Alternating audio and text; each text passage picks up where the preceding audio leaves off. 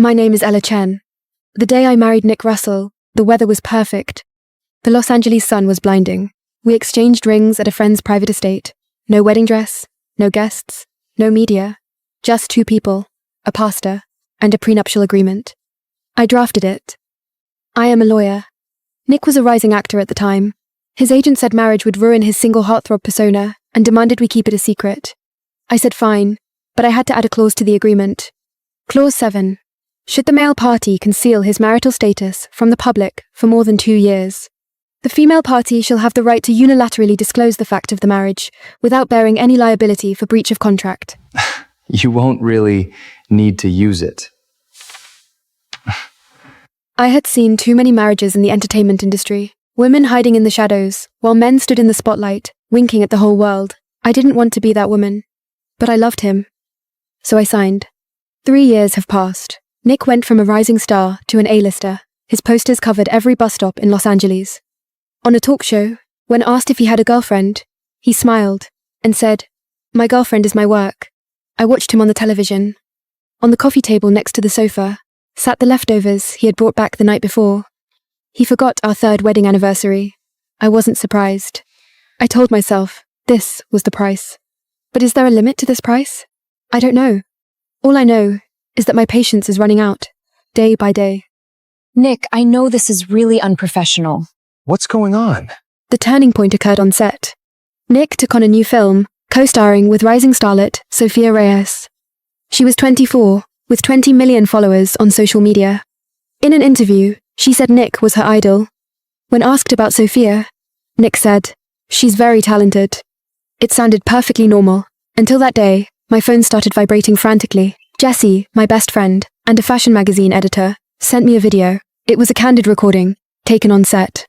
Nick, I know this is really unprofessional. What's going on? I can't help it, but I like you. Not in a colleague way, but really like you. You don't have to answer me. I just wanted you to know. In the video, Nick didn't refuse. He smiled, that charming and innocent smile he always used in front of the camera. He took the flowers and said something that was drowned out by background noise, making it inaudible. But everyone saw it. He didn't say no. The video went viral. Number Nick and Sophia hit number 1 on the trending list. The comment section was flooded with, "They're together," and "so sweet." I looked at the prenuptial agreement signed 3 years ago, Clause 7, which I had highlighted in yellow. I called Nick. No answer. I called his agent, Miranda. No answer. I took a bottle of wine from the fridge and poured myself a glass. Then, I made the calmest decision of my life. Here is our marriage certificate. Publish it, if you want. I didn't sleep that night. I dug out the scanned copy of our marriage certificate. I opened a photo editing app and redacted all the information, except for our names, ID numbers, dates, locations. I left only 2 lines visible. Nick Russell, Ella Chen. Marital status, married. Then I created a new email address and registered an anonymous account. I found a celebrity gossip account with 20 million followers and sent it a direct message. I am Nick Russell's wife. We've been married for 3 years. He has always claimed to be single publicly. Today, his new co-star confessed her feelings to him in public, and he didn't turn her down. I don't want to stay silent anymore. Here is our marriage certificate. The names are visible, the rest is redacted. Publish it, if you want. I stared at the text for 10 minutes. The cursor blinked, as if urging me on. I thought back to the night of our first date.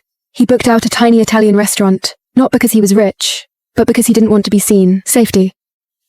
3 years ago, he needed my silence. 3 years later, he needs a single persona. In his world, I have always been a non-existent person. I moved the cursor to the send button and pressed it. The message showed read. There was no reply. I shut down the computer, washed my wine glass, and put it back in the cabinet. Then I lay down in bed. I told myself, no matter what happens tomorrow, you made this decision. You've waited for him for 3 years. Enough is enough. At 3 a.m, the phone rang. There was a long silence. He hung up. I kept my eyes open, staring at the ceiling until dawn. The water was hot, and the steam blurred the mirror. At 7 a.m. the next morning, my phone blew up again. Isla, did you see the news? The whole internet is going crazy.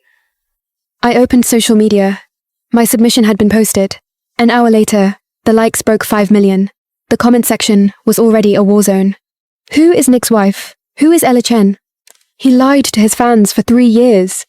He deserves it. I don't believe it. It must be fake. The marriage certificate is right there. How could it be fake?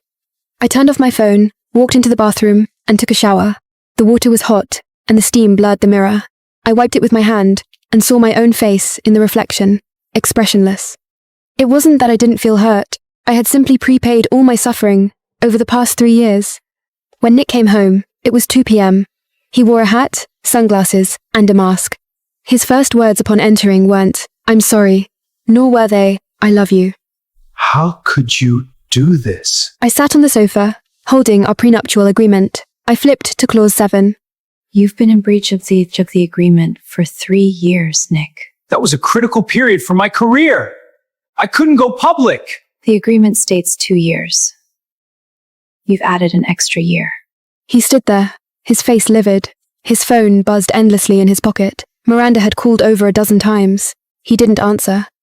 Release a statement right now saying that marriage certificate is fake. I won't say it. Ella. I won't lie. If you want it said, you do it yourself. The distance between us was less than 2 meters. But I felt like he was standing on another planet. Ella, the company is prepared to offer you a 7-figure compensation package. The condition is... Nick spent 2 hours on the phone in the living room. He was arguing with Miranda on the balcony, his voice rising and falling. I caught fragments of words. PR crisis. New movie. Endorsements falling through. She's crazy. I wasn't eavesdropping. I just sat on the sofa, flipping through the prenuptial agreement. 14 pages in total. Every clause I wrote protected both of us. But clause 7 was a door I intentionally left open for myself. Not because I foresaw him breaching it, but because I don't believe any man can promise forever. Miranda arrived, wearing a black suit and high heels. She didn't even glance at me when she walked in. She went straight to Nick, and the two of them went into the study and closed the door. 20 minutes later, the study door opened.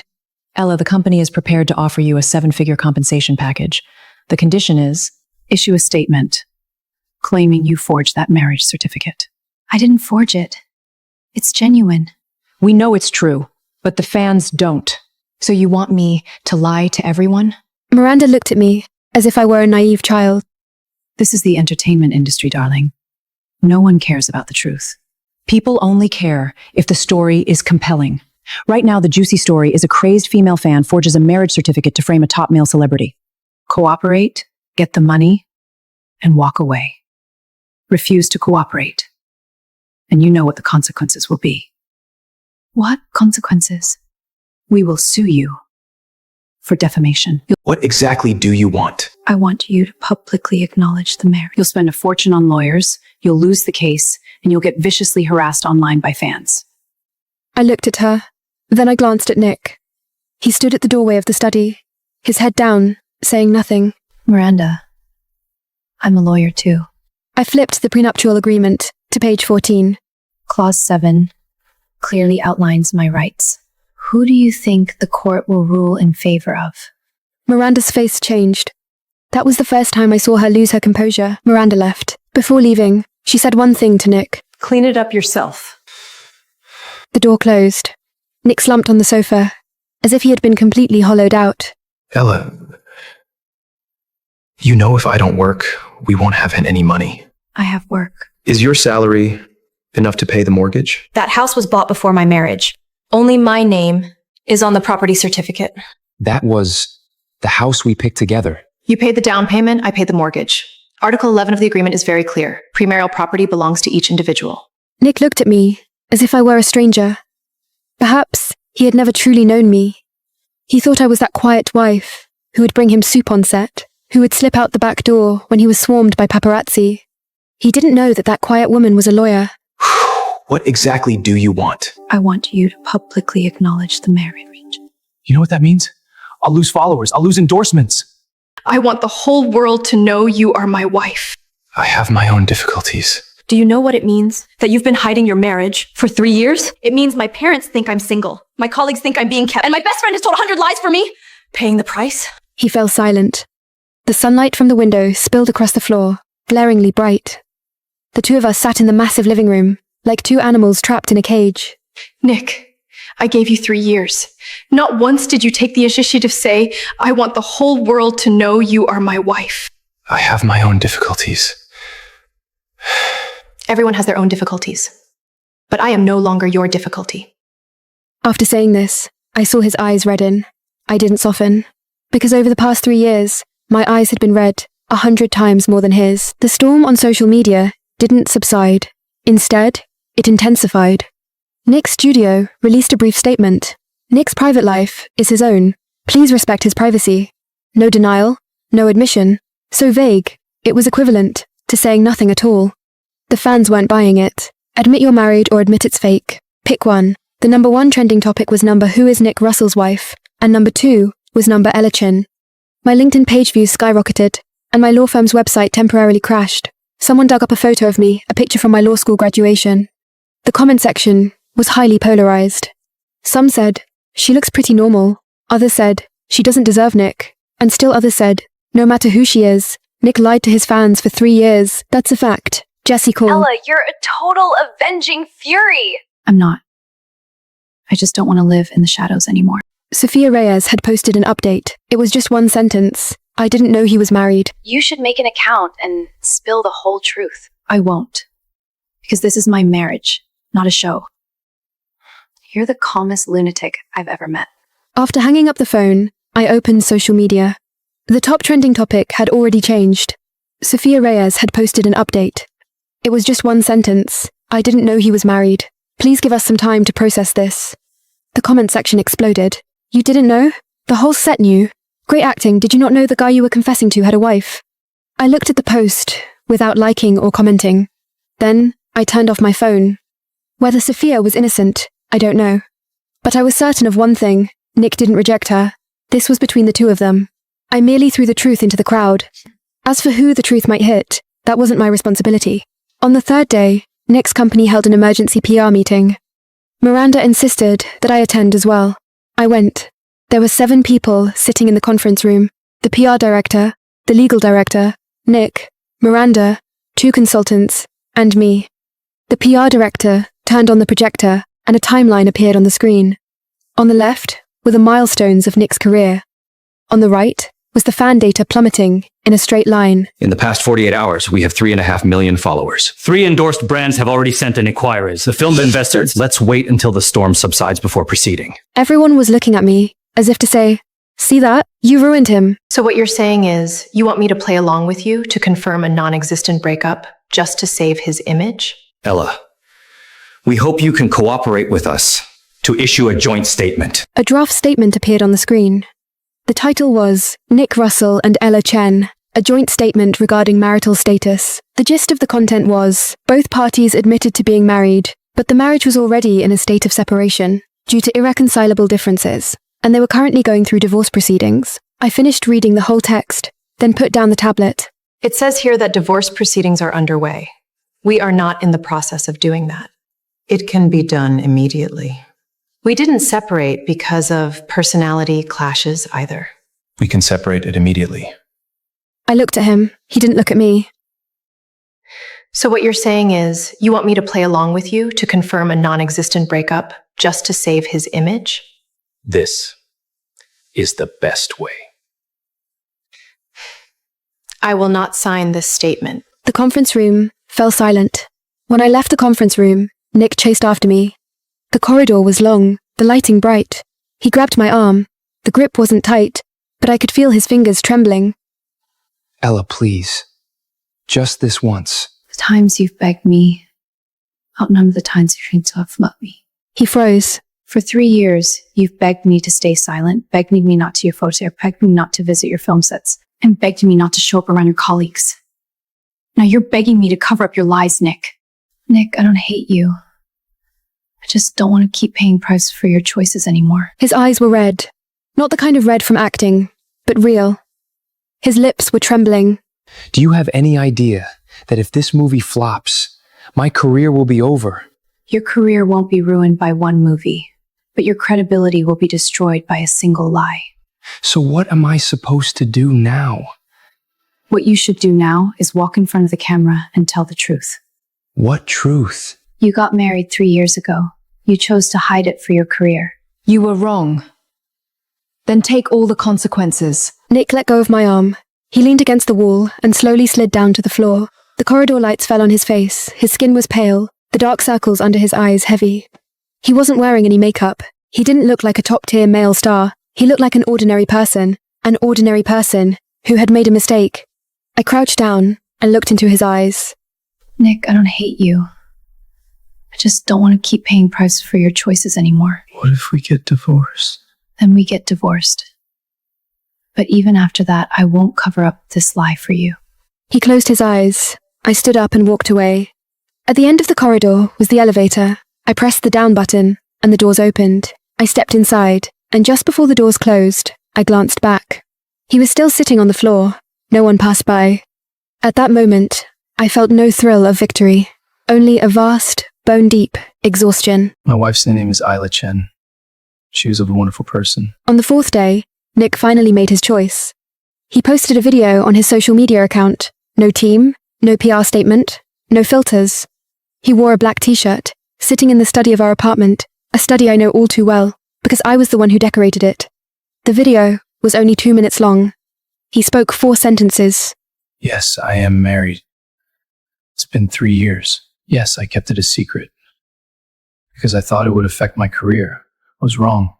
My wife's name is Isla Chen. She was a wonderful person. I let her down. I'm sorry. 15 minutes after it was posted, the views broke 10 million. The comments flooded in like a tsunami. Some called him a liar. Some called him brave. Some said, "Your wife deserves an apology," while others said, "Your career is over." I watched the video 3 times, not because I was moved, because I was listening to his voice. In our 3 years of marriage, it was the first time I had heard him say my name in public. Ella Chen. When he said my name, his voice trembled. It was the only genuine tremor in the entire video. The rest sounded like he was reading from a script, because he was, in fact, reading from a script.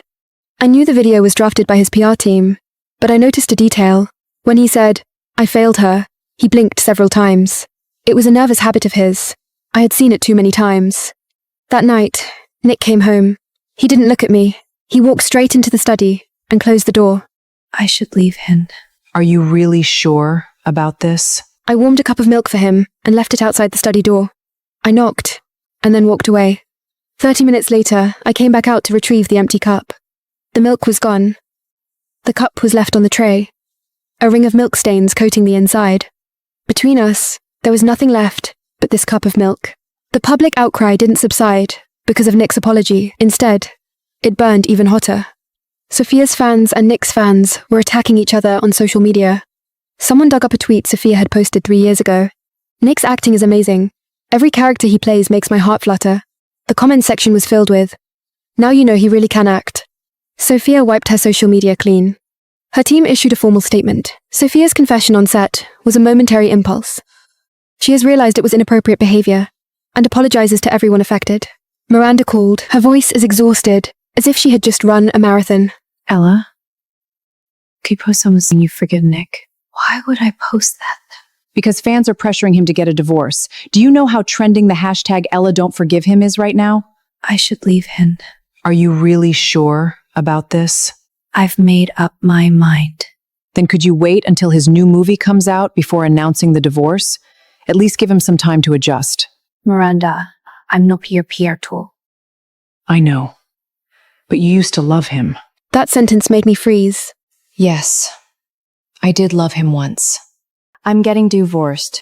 Are you sure? I'm sure. That night, I sat on the balcony, looking at the Los Angeles skyline. Nick was in the study on the phone, his voice low. I couldn't make out what he was saying, but I caught a few words now and then. Losses, contract termination, compensation. His career was collapsing. Not because I submitted the marriage certificate, because he had lied to his fans for 3 years. I merely brought the truth to the surface, but I still felt a pang of heartache. Not because I still loved him, because I had once loved him. Watching someone fall from a height, even if he brought it upon himself, you still feel it. Unless you don't have a heart. I have a heart. It just no longer beats for him. On the weekend, Jessie came over. She bought 2 bottles of red wine and a huge smile. The moment she walked through the door, she opened her arms and hugged me tight. Ella, you're the most ruthless woman I've ever met. Not ruthless, I just told the truth. What you posted wasn't the truth. It was a bomb! Do you know what the industry's saying about you now? What are they saying? The woman who brought the A-list star to his knees. Everyone's wondering who you are. I'm no one's woman to bring to their knees. Jessie opened a bottle of wine and poured 2 glasses. Ella, what are you gonna do next? I'm getting divorced. Are you sure? I'm sure. When are you gonna tell him? He already knows. Our agreement states clearly, either party may file for a dissolution of marriage at any time during the marriage term. The house is yours? It was clearly written before the marriage. Your marriage is just like a contract. All marriages or contracts just fail to write in the breach logs. You did. I did. And he breached it. To your class 7. We clinked our glasses. The sound of the clinking was crisp, echoing briefly in the empty living room before fading away. That night, after Jessie left, I sat alone on the sofa. There was half a bottle of wine left. I didn't finish it. I poured the wine into the sink, watching the red liquid swirl and flow down the drain. Like blood. Not anyone's blood. Just my patient's. Washed away, clean. 14 pages. A few pages shorter than the prenuptial agreement.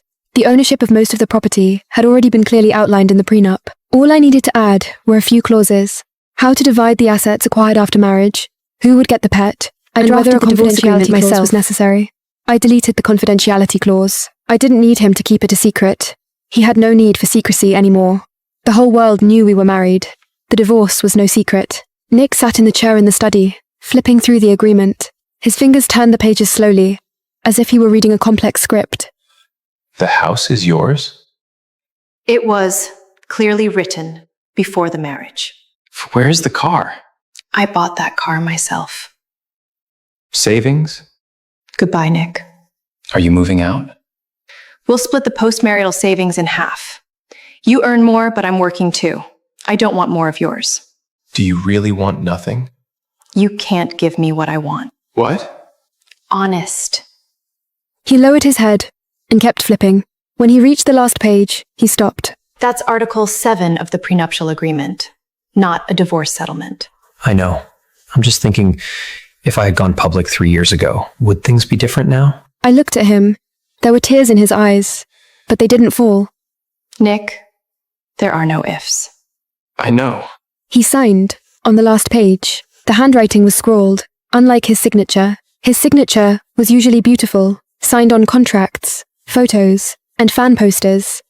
But this time, his handwriting was crooked, like an elementary school student, learning to write for the first time. I signed too. 2 agreements. One for the beginning, one for the end. 3 years of time, sandwiched between 2 sheets of paper. Ella, you're the only one who makes me feel safe. You are also the only one who makes me feel unsafe. He didn't object. The sky outside darkened. I put the agreements into a document folder and stood up. Goodbye, Nick. Are you moving out? Move tomorrow. He nodded. I walked out of the study and into the bedroom. The bed was still the same bed, the pillows still the same 2 pillows. But his pillow hadn't shown signs of being slept on for a long time. He had been sleeping in the study all along. Our marriage had ended long before it officially ended. Did you cry? No. Why didn't you cry? The next day, Jessie came to help me move. I didn't have much, just 2 suitcases, clothes, books, a laptop, and a photo album, our only photo album, with only a dozen or so photos inside. They were all selfies we'd secretly taken over the past 3 years, taken in the car, in the kitchen, on the balcony late at night. Not a single one was taken in the daytime, in crowded places, or in the sunlight.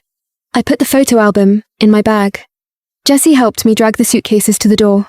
Nick stood at the other end of the hallway, not coming over. He was wearing a grey hoodie, his hair was a mess, and he wasn't wearing any makeup. He didn't look like a top-tier celebrity. He looked like an ordinary, tired man who had just gotten a divorce. Do you need me to call you a car? No need. Jessie drove. Then take care. You too. Jessie tugged on my arm. I walked away, without looking back. Not because I was heartless. It was because I was afraid that if I looked back, I would see his eyes red-rimmed. If I saw his eyes were red, I would soften. And I couldn't afford to soften anymore. The elevator doors closed. Jessie pressed the button for the B2 level. Ella, are you okay? I'm fine.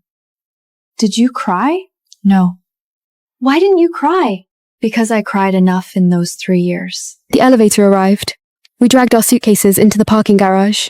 The car started. The moment we drove out of the garage, sunlight streamed in, making me squint. Jessie helped me order takeout and then left. I ate dinner alone pasta. Ella, where do you want to go?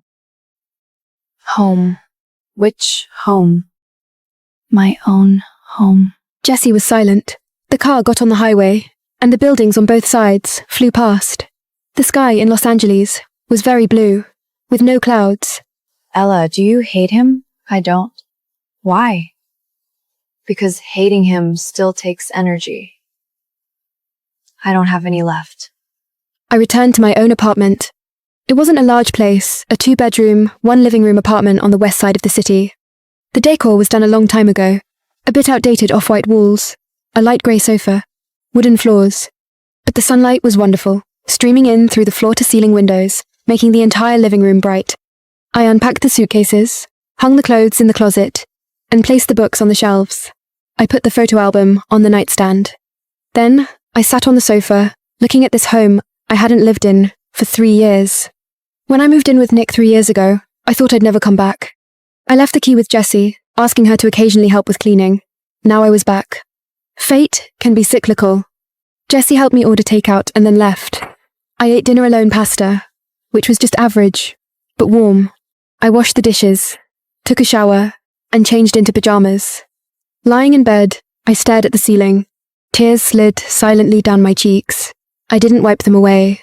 The ceiling was off-white, with a pendant light hanging from it. I had picked out the light myself online 3 years ago. Today, for the first time, I saw it lit up. My phone lit up. It was a message from Nick.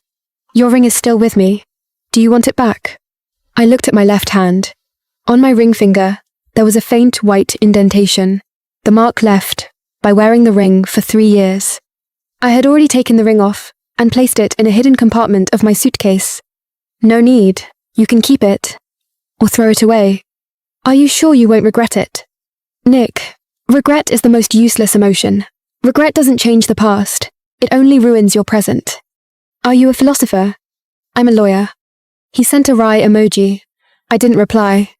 I turned off my phone and the light. In the darkness, moonlight filtered through a gap in the curtains, painting a thin white line across the floor. That line looked like a dividing line. On one side was my past, on the other was my future, and I lay between them. Tears slid silently down my cheeks. I didn't wipe them away. These were the first real tears I'd cried for myself in 3 years. Not out of grievance, but out of freedom. "And someone sent a knife." I froze. In the first week after my divorce, I didn't leave the house. Not because I was sad, because I didn't need to. There was food in the fridge, I could order takeout on my phone, and work was still on leave. I read at home, cleaned, and reorganized my closet. Clothes arranged by color, books alphabetized. Jessie said I had obsessive-compulsive tendencies. I told her it wasn't OCD, it was about control. When your life spins out of control, you need to do something to regain it. On the 5th day, a colleague from my law firm called, asking when I'd be back to work. Next week. "Do you know how many gifts are piled on your desk?" What gifts? "Fans sent flowers, chocolate, cards, and someone sent a knife." I froze. A knife? "It's a Swiss Army knife. The note says, 'You need to protect yourself.'" I froze. I was silent. I'd never imagined receiving gifts from strangers. I thought everyone would hate me because I was the one who destroyed their idol. Ella, you're famous now. Your name's the 6th most searched nationwide this week. I don't want to be famous. But you are. You have to learn to handle it. After hanging up, I sat on the sofa, staring at the ceiling. I'd never wanted to be famous. I just didn't want to be invisible anymore. Is there no middle ground between being invisible and being famous? The answer is no. Demanding repayment of the endorsement fee plus damages. The amount was 8 figures. In the entertainment industry, you either exist or you don't. There's no option for existing occasionally. I scrolled through my phone. On social media, my name was still a trending topic. People were digging into my past, questioning my motives, defending me. I saw a comment from a woman. She did what I've wanted to do countless times but never dared. Thank you, Ella. My eyes welled up, not out of being moved, out of resonance, because I knew there are so many women in this world, covering up lies for their men, without the courage to speak out. I spoke out for them, not to be a hero, just to stop being a shadow. A week later, I received Nick's lawyer's letter. It wasn't a lawsuit against me. It was a notice a third party was suing Nick for compensation, citing concealment of marital status, constituting false statements in commercial partnerships. I read the letter. The plaintiff was a watch brand, Nick's ambassador last year. Their contract included a clause. The ambassador must not conceal material facts that could affect public image. Nick had concealed his marriage. The brand argued this constituted breach of contract, demanding repayment of the endorsement fee plus damages. The amount was 8 figures. I set down the letter. In his cover letter, Nick's lawyer asked, "Are you willing to testify as a witness?" I called Nick. He answered. His voice was hoarse, as if he'd just woken up or hadn't slept at all. He became a castaway of the entertainment industry. In the entertainment industry, you either exist or you don't. There's no option for existing occasionally. I scrolled through my phone. On social media, my name was still a trending topic. People were digging into my past, questioning my motives, defending me. I saw a comment from a woman. She did what I've wanted to do countless times but never dared. Thank you, Ella. My eyes welled up, not out of being moved, out of resonance, because I knew there are so many women in this world, covering up lies for their men, without the courage to speak out. I spoke out for them, not to be a hero, just to stop being a shadow. Nick's career completely collapsed. 3 brands terminated their contracts, 2 films were pulled from release, and a completed series was indefinitely shelved. His talent agency dropped him. Miranda signed the papers herself. She posted a brief statement on social media.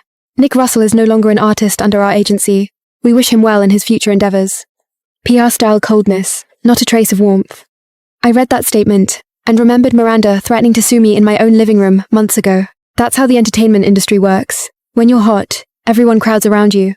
When you're blacklisted, everyone vanishes. Nick moved out, from his Beverly Hills mansion to a regular apartment. I don't know the address, nor do I want to know. Jesse told me he's trying to land small roles, but no one dares hire him. Any production that uses him gets accused of supporting a fraud. He became a castaway of the entertainment industry. Fans won't abandon their idol just because he is married. They will abandon their idol because he lied to them. My friend asked, "Do you regret it?" I don't. Don't you think his ending is too tragic? His current downfall is not because of my submission. It's because he lied to his fans for 3 years.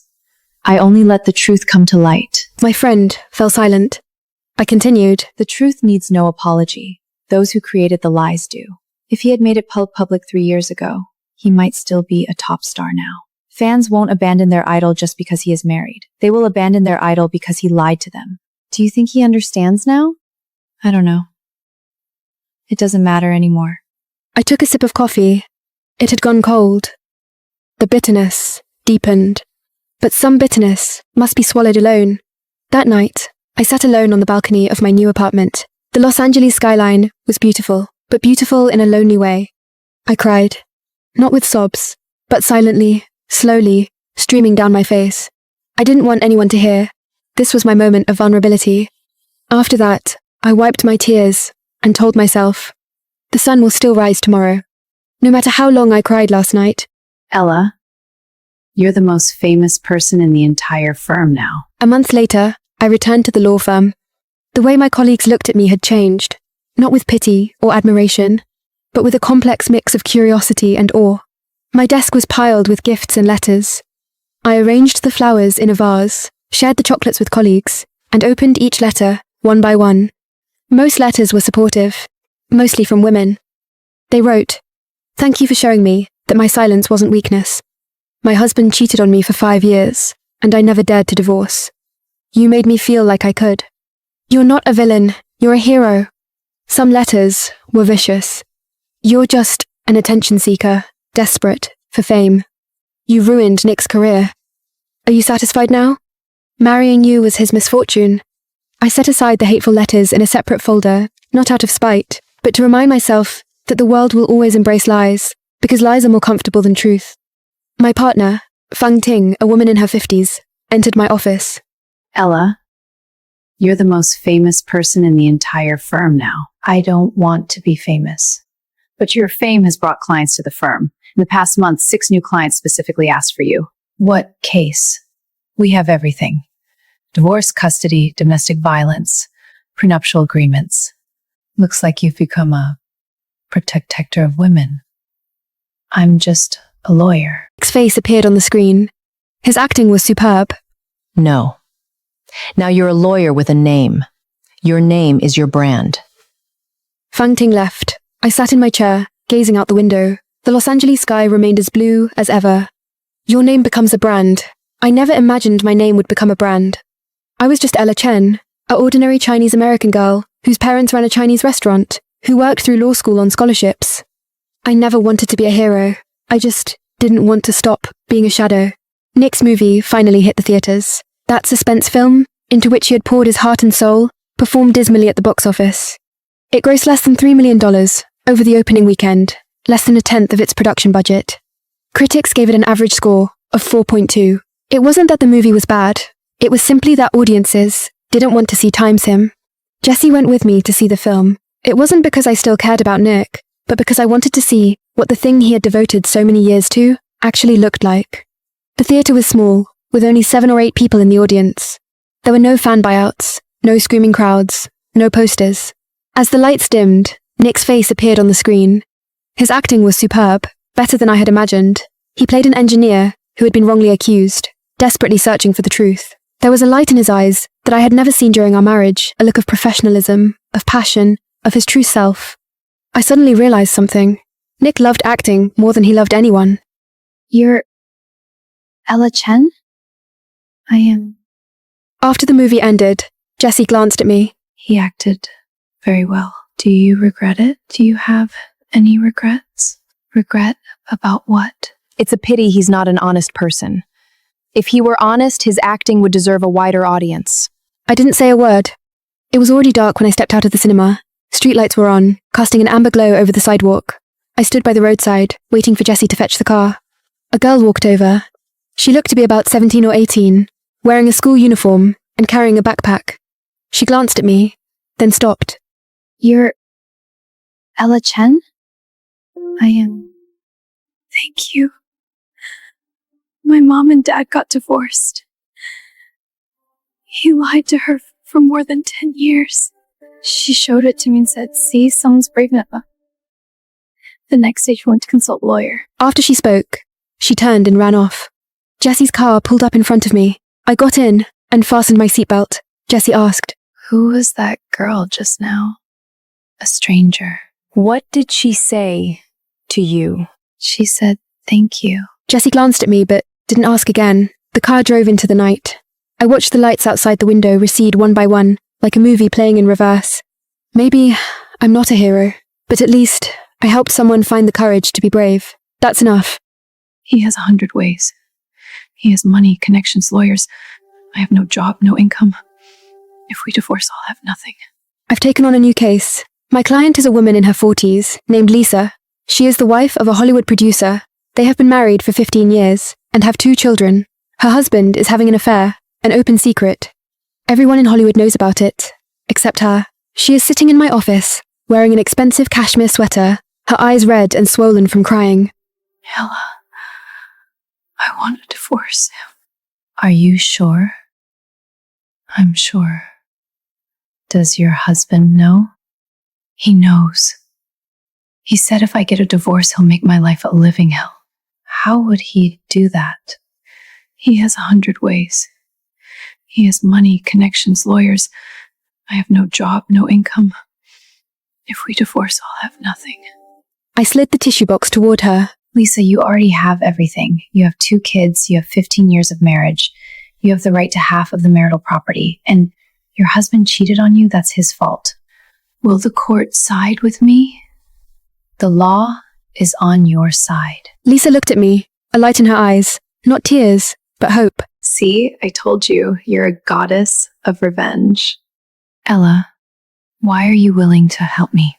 Because I hate cheaters. I smiled. She smiled back. Lisa's case was both simple and complex. The simple part was the facts. Her husband was cheating, and the evidence was irrefutable. The complexity lay in the fact that he was a celebrity, a producer, and a boss to many. Far more people would rally to his side than to hers. But I wasn't afraid, because I was a celebrity too.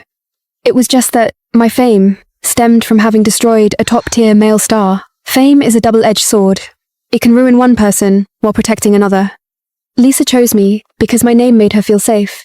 That night, I called Jesse. I took a divorce case. Haven't you always been handling divorce cases? This one is different. This client came to me because I posted about my marriage certificate. See, I told you, you're a goddess of revenge. I'm not. I'm just a lawyer. Even a lawyer can be a hero. I hung up the phone. Outside the window, the moon was full and bright. Maybe Jesse was right. You don't have to be Superman, but you can be someone others can lean on. The opposing counsel tried to attack Lisa's motives. Lisa's case went to trial 2 months later. The courtroom wasn't large, but it was packed reporters, lawyers, and friends and family from both sides. Lisa's husband sat at the defendant's table, wearing a dark blue suit with his tie knotted tight. His lawyer was a white man with graying hair who looked highly experienced. I sat next to Lisa. Her hands were trembling beneath the table. I held her hand. Trust me. She nodded. In court, the opposing counsel tried to attack Lisa's motives. My client believes that Miss Lisa's motive for filing for divorce is to covet his property. She had no job and no income during the marriage. I stood up. Your Honor, allow me to speak. The judge nodded. The opposing party's statement overlooks a crucial fact. My client was not employed during the marriage. That was a joint decision, not her fault. And let's not forget, the one who's really at fault here is his client. I presented the evidence, photos, chat logs, and hotel bills. Each piece had been obtained, legally. Each was irrefutable. The opposing counsel's expression shifted. So did Lisa's husband's. A few seconds of silence filled the courtroom. Then, the judge adjourned the proceedings, announcing that the verdict would be delivered at a later date. As we left the courtroom, Lisa hugged me. She was crying. Ella, thank you. You're welcome. It's my job. No, this isn't a job. This is justice. Ella. Nick? How did you know I live here? I didn't correct her. Perhaps she was right. Perhaps this is what justice looks like. Not the kind you see in movies, but the real-world kind. Messy, arduous, yet worth it. A week later, the judge handed down the ruling. Lisa was awarded custody of the child and an equal share of the marital assets, in addition to alimony payments from her husband. Lisa won, not because I was brilliant, but because the law was on her side. And the law is the only thing I believe in. 6 months after the divorce, Nick came to see me. He hadn't called ahead. That afternoon, when I got home from get off work, I saw him standing outside the apartment building. He was wearing a black hoodie with the hood up, yet he still stood out, not because of any star-like aura, but because he had lost so much weight. He was so thin, he was almost unrecognizable. Ella. Nick? How did you know I live here? Jesse told me. I frowned. I'd have to settle the score with Jesse later. Can I come up and sit for a bit? I hesitated for a moment, then unlocked the door. The living room was just as it had been, off-white walls, a light grey sofa, and wooden floors. Nick stood in the center of the room, looking around as if touring a strange place.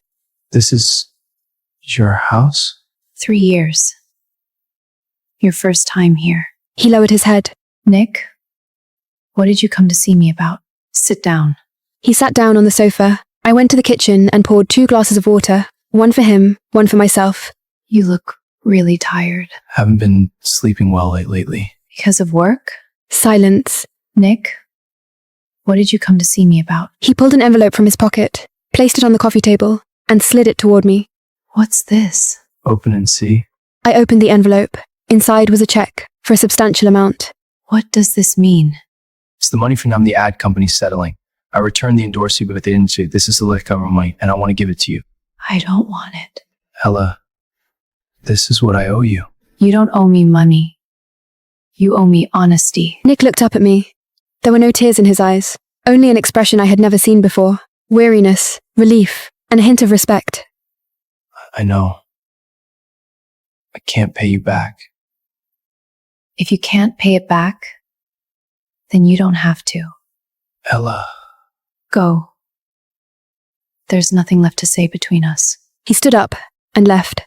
The door closed softly. I sat on the sofa, gazing at the glass of water he had left unfinished. The surface of the water was as still as a mirror, not a single ripple. To your boundaries. To my boundaries. Jesse came to the house to apologize. I didn't know he would come looking for you. I just told him which area you live in, not your exact address. How did he find you? He found it himself. He waited downstairs for 3 days. 3 days? Yeah. He didn't tell you? I didn't say a word. Ella, he's lost a lot of weight. He's not doing well. I know. Does it hurt you? Then why don't you? Because hurting and loving are not the same. Hurting is just hurting. Loving is loving. I can feel for him, but I won't love him anymore. You've changed, Ella. Changed how? You used to be soft-hearted. Now you're hard-hearted. I'm not hard-hearted. My boundaries are just clear. To your boundaries. To my boundaries. The sound of the glass clinking was crisp. Sunlight streamed in from the window, striking the side of the cup and refracting a tiny rainbow. The rainbow was small, yet beautiful. Sometimes, you don't need a rainbow that spans the entire sky. A single sliver is enough. It tells you the rain has stopped. Ella, are you really going to write this book? Ella, are you really going to write this book? That night, lying in bed, I thought of the way Nick looked as he walked away. He had truly grown so thin. He used to be the man standing in the spotlight. Now, he walked the streets with his head bowed. I closed my eyes. The ache in my heart was real, but the love had ended. These are two different... I started writing a book. The title was Times, Clause 7, Times, referring to that specific provision in the prenuptial agreement, stating that the marriage could be made public after 2 years of secrecy. The publisher was a small independent house. My editor, Kate, was a red-headed woman in her 30s who spoke rapidly and laughed loudly. Ella, are you really going to write this book? Really? Aren't you afraid Nick will sue you? What would he sue me for? Everything I'm writing is the truth. Besides, the book title, The Seventh Clause, Not Nick Russell, is a liar. I never name him directly. You're a lawyer. You know how to walk the fine line. It's not walking a fine line. It's my boundary. Your story is the story of countless women. It took 6 months to write. I wrote for 2 hours every evening after get off work, and spent entire days on it, over the weekends. I dug out my notebook, not Nick's, but the one I had started keeping after the divorce. In it, I had recorded my daily reflections and thoughts, as well as the stories of the women who came to me for counsel. All names were changed, and all details were anonymized. Yet, the core was real emotions, real struggles, and real courage. Once the manuscript was finished, Kate read it. She wept. Ella, this isn't a book about divorce you're writing. It's a book about courage. I only wrote my own story. Your story is the story of countless women. The book was published. The initial print run of 5,000 copies sold out in a month. A second printing of 10,000 copies sold out in 3. I never expected a book, written by a lawyer, to outsell so many novels. Perhaps it wasn't because the writing was exceptional. It was because so many people needed it. Not because I was afraid for my career, but because my ex-wife waited for me for 3 years. I didn't deserve her waiting. A year later, Nick appeared on a talk show. It was his first public appearance since the divorce. The host was a middle-aged woman named Kelly. Known for her sharp, incisive style, Kelly asked a question. So, tell me more about that. I do. Regret what? Regret not going public sooner. Not because I was afraid for my career, but because my ex-wife waited for me for 3 years. I didn't deserve her waiting. Do you still keep in touch now? No. What do you want to say to her? Nick remained silent for a long time. He looked directly into the camera. There was an expression in his eyes I had never seen before, not an act, but something real. I'm sorry, Ella. Not for those 3 years, but for the hurt you endured during them. I didn't watch the show when it aired. Jesse called to tell me what had happened. Calmness is my superpower. Oh. You just say, oh? Or what? Am I supposed to cry? You should say something. Fine, I'll say this. He finally mentioned me in public, by my name. Not to insult me, but to apologize. Progress. You're still as calm as ever. Calmness is my superpower. I hung up and stepped out onto the balcony. The night view of Los Angeles was beautiful. Nick had finally said it. Publicly, using my name. 4 years too late, but better late than never. I looked up at the sky. The stars were numerous and bright. Perhaps some apologies aren't meant to secure forgiveness. They are just meant to make the person apologizing feel a little better. So, I'll grant him that. I won't forgive him, but I'll grant him that.